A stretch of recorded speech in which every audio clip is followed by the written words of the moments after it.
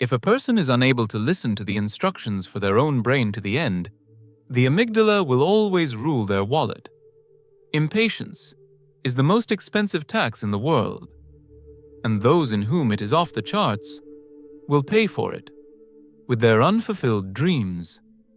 In this video, we are going to talk about society's most favorite beverage and how this drink can help you increase your financial checks. Interesting fact, if this drink, coffee, had been discovered in the 21st century, it might have been labeled as a powerful psychostimulant and not allowed to be sold legally. You are drinking a legal performance enhancer, but you are doing it incorrectly. While some use it as a crutch for fatigue, others turn it into a trigger for transitioning into a state of peak financial efficiency. Poverty smells of old clothes and fear. Wealth is not about the numbers in a banking app. It is the chemical composition of the blood at the moment you hit the pay button. Most people live their lives in a state of neural hunger. The brain has grown accustomed to the smell of cheap survival. It is time to admit your wallet is empty because your nose is accustomed to mediocrity. This is not magic. This is physiology. Why does one aroma compel the system to release dopamine and build strategies, while another causes it to fall into depressive neurosis? There is a mechanism that links external triggers to financial results. This is called sensory anchoring. If you do not control your neural connections, the market will control them for you. The market loves those who are predictable in their poverty. To break out of this cycle, you will have to rewire your limbic system. Watching this to the end means admitting that old methods of motivation have rotted away. From here on, there is only dry neurochemistry and the algorithm for hacking your own reality. Money has no smell, only to those who have never held enough of it in their hands. For the brain, any currency is an equivalent of survival and security. When a fixation occurs on a specific aroma, such as expensive coffee, a cascade of reactions is triggered. But there is a catch. Most people use coffee as a crutch, just to avoid falling face first into the keyboard at 9 in the morning. This is the smell of lack of freedom, not success. Radical realism demands an admission. A $3 cup in a plastic cup is a signal to the brain that everything is bad. It is a confirmation that resources are limited and time is cheap. You cannot deceive neurons. They read the context. If the aroma of coffee mixes with the smell of stale office air, a stable chain is formed. Coffee equals hard labor equals little money. At that moment, the hippocampus records a negative pattern. Every time this smell enters the nose, an energy-saving mode is activated. The body blocks creativity. Why create if the reward is just another gray day? The irony is that people call this a coffee break. In reality, it is a long leash that has just become slightly longer for 5 minutes. Now, let's talk about science. The olfactory nerve is the shortest path to the amygdala and pleasure centers. It bypasses the logical filter of the neocortex. When a person inhales the aroma of high-quality beans in a high-ticket setting, cortisol levels drop. Instead, norepinephrine is produced along with dopamine. This is the winner's cocktail. At this moment, the brain believes the resource has already been captured. This is success anchoring. If you combine this biochemical peak with a specific action, for example, checking an investment portfolio or closing a deal, a neural bridge is created. Next time, the smell of coffee will automatically trigger a surge of confidence. But this does not work for those who are used to dreaming over a cup. Dreams are trash for the brain. It does not understand the difference between fantasy and reality. Therefore, it wastes dopamine on mental images, leaving no energy for action. The result is cognitive dissonance. The smell is there, but there is no money in the pocket. The brain senses a trick and shuts down the reward system. This is how chronic fatigue is born. A true masterclass in neuropsychology begins where the belief in positive thinking ends. You must not believe, you must train your instincts. Like a purebred dog, if the smell of coffee is absent during moments of triumph, it is useless. If coffee is the only joy during the day, then life has officially reached a dead end.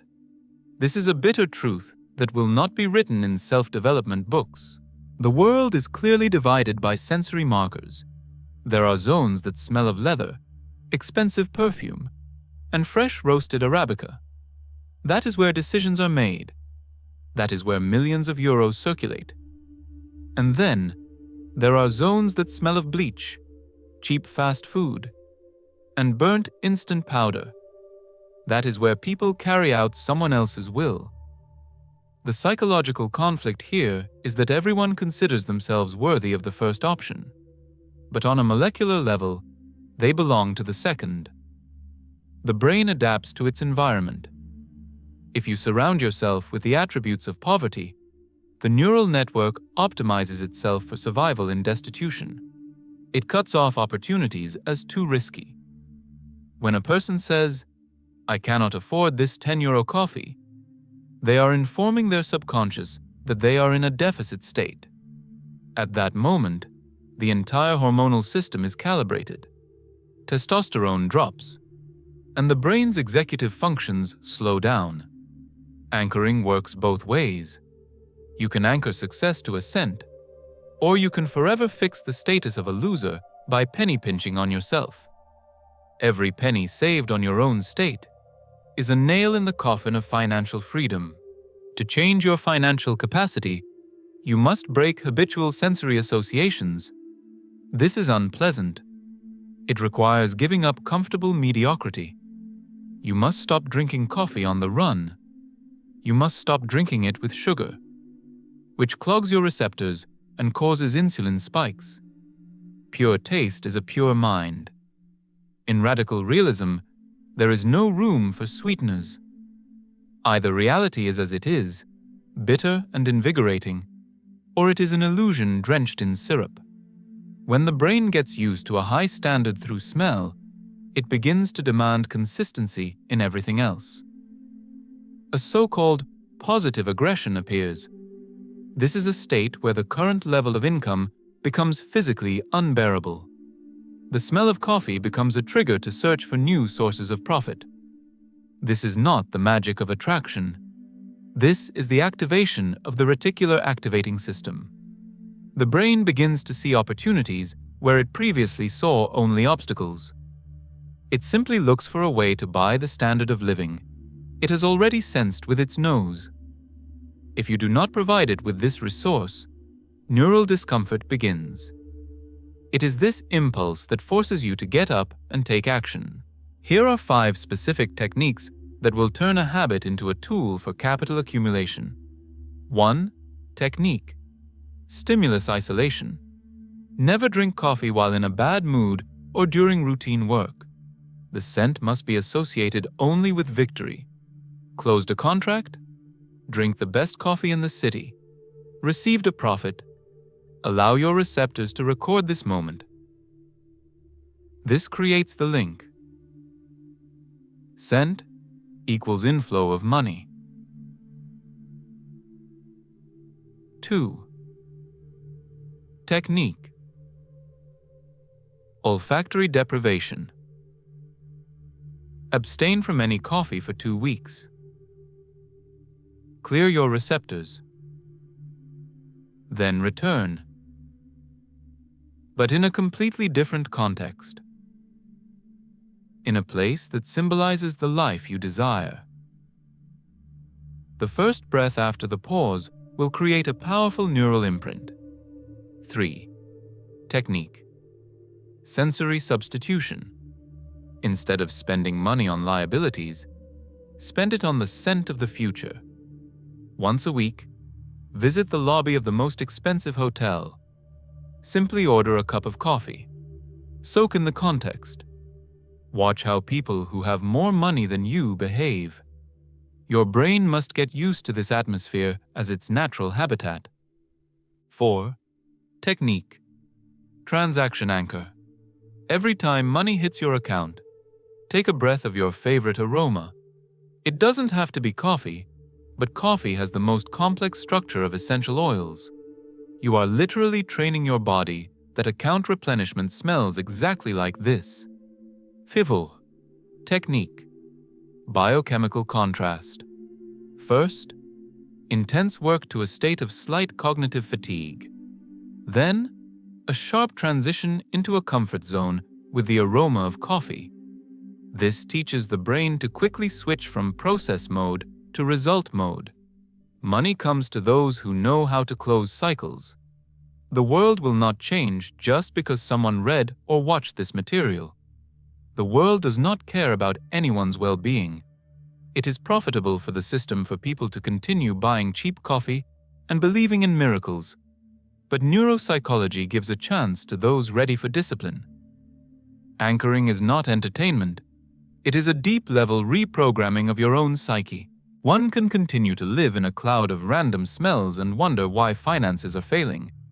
Or one can take control of their receptors and make them work for a personal bank account. The choice seems obvious, but most will choose the usual sugar in a plastic cup, because the truth burns, and lies are always sweet and cheap. Those who understand the essence will never look at a cup of coffee the same way again. They will see in it a chemical key, a key to doors that will remain closed to everyone else. Because wealth is a matter of training the nose and the will. Everything else is just fluff for those afraid to look reality in the eyes. Want to check how deep your habit of deficit goes? Tomorrow morning, pay attention to what smell surrounds you in the first 10 minutes after waking up. If it is the smell of mustiness and cheapness, do not be surprised.